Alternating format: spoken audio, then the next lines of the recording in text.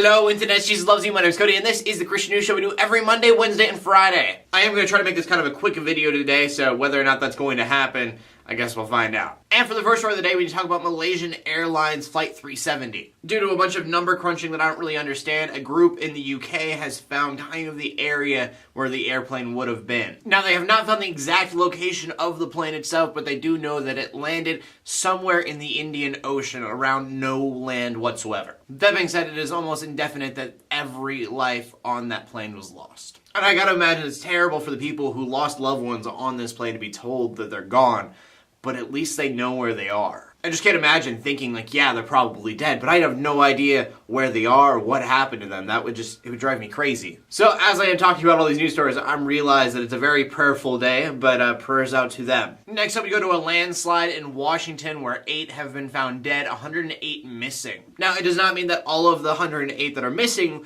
were affected by this mudslide. They might have all fled and been safe, but nobody really knows. But authorities are doing their best to try to locate as many people as possible, whether they are in the mudslide itself or just left the area. Hopefully the latter. And so, again, prayers out to them. And that brings us to the final story of the day, which brings us to Egypt. And usually when I'm talking about Egypt, I kind of paint the Muslims as the bad guy. And I don't mean to do that, it's just because I'm in Christian news, and so in Egypt it is very much Muslims and Christians fighting against each other. Well, today I'm kind of turning that table around because there was a protest of Muslims in Egypt. And during these protests, one police officer was killed, resulting in 538 people sentenced to death. All 538 of these people were linked to the Muslim Brotherhood. And I mean, there's going to be some people out there that are like, good riddance, but this is awful. 538 people were murdered. And it seems the only reason they are doing this was just to make a point to the rest of the Muslim Brotherhood, not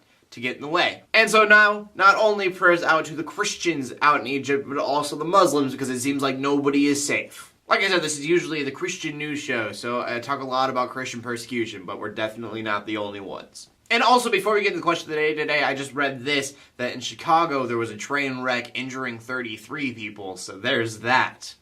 It's just a really rough day, just kind of around the world, so prayers out to just everybody right now. That being said, my question today for you guys is, do you have any prayer concerns that you would like me to pray for or the rest of the community to pray for? Please leave them in the comment section below. Come back Wednesday and I probably will have a happier video than this one.